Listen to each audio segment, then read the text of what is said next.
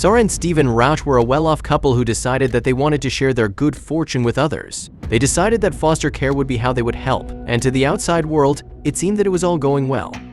Unbeknownst to everyone around them, the couple had been fighting a harrowing battle that began with a visit to the doctor. The couple decided to visit a specialist because they were struggling to have children. After an intensive investigation, the doctor broke the news to them Stephen could not become a father. The tests further revealed that there was a problem with Sarah's womb, and she wasn't physically unable to carry a baby.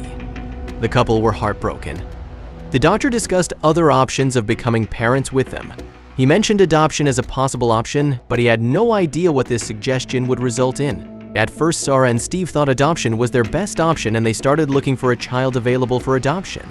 Soon though, something would happen that would make them reconsider.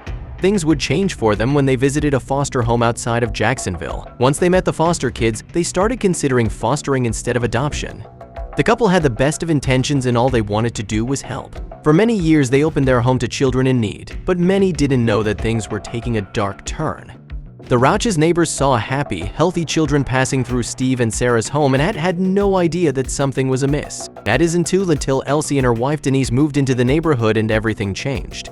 Elsie worked from home and one day she heard something that concerned her. Elsie and Denise hoped that simply talking to Sarah about what they had witnessed would resolve the issue. They never had any intention of taking it to court. Their son, Kevin, was friends with one of the Rauch's foster children. Elsie and Denise's worry increased when Kevin told them something about the Rauch household that they didn't know. Kevin told his parents that Steve and Sarah Rauch were planning on adopting one of the foster children, a 13-year-old boy named Deshaun. This greatly concerned Elsie. After what she had witnessed, Elsie felt she had to do something about the situation. Deshaun was a friendly, respectful boy and Elsie and Denise had grown very fond of him in the 2 years they had been neighbors of the Rauchs.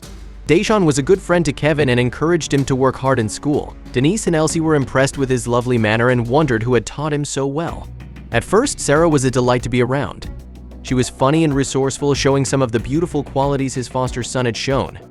Steve was even more wonderful to be around, with endless stories of his army days coupled with his experiences in the corporate world. But beneath this veneer of perfection lay a bed of filth Elsie and Denise would soon uncover.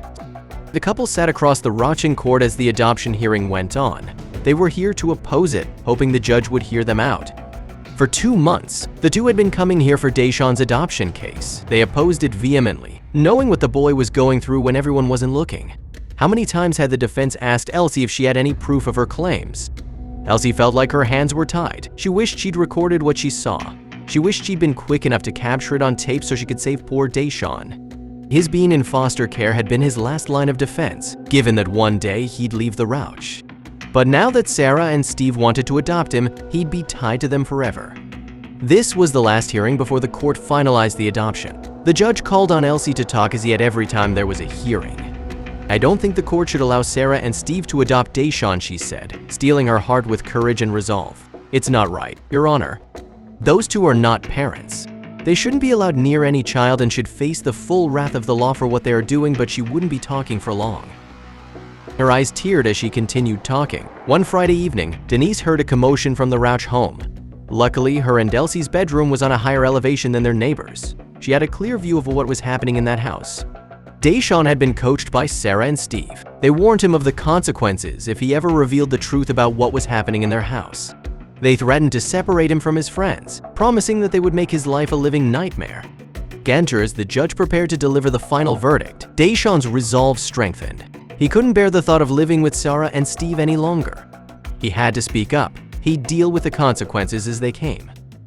Just as the judge was about to declare the adoption final, Deshaun couldn't hold back any longer. His voice quivered, but he spoke out, "Your Honor, I need to tell you something." The entire courtroom fell silent, and all eyes turned to Deshaun, who was now standing and trembling with fear. Deshaun took a deep breath and continued, "Sarah and Steve are not who they seem to be. They told me not to say anything, but I can't let them do this to me or anyone else anymore." The judge's expression shifted from one of certainty to one of concern. He looked at Deshaun with a mix of empathy and determination. "Can you tell us more about what you've experienced, Deshaun?" Deshaun began to recount the horrors he had endured at the hands of Sarah and Steve. He described the crippling torment, the neglect, and the constant threats that had kept him silent for so long. As he spoke, the courtroom was filled with a palpable tension. Sarah and Steve's faces turned pale and they realized that their facade was crumbling. Elsie and Denise listened to Deshawn's testimony, their hearts breaking for the boy they had grown to care for. They knew they had made the right decision to bring this to light. Over the following weeks, a team of social workers, therapists, and investigators worked together to gather evidence and interview witnesses, including other children who had been in the Rauch's care. Dara and Steve were arrested and charged with multiple counts. To think the community had seen them as the perfect couple. As the case went to trial, more evidence emerged, corroborating Deshawn's testimony. The community rallied around the brave young boy, offering their support and love. Deshawn, once a victim, now had a network of people who cared deeply for him. Deshawn's nightmare was finally over, and he was placed with a loving and supportive forever family. Deshawn's new family provided him with the love, care, and stability he had longed for. He thrived in his new environment, making friends and excelling in school.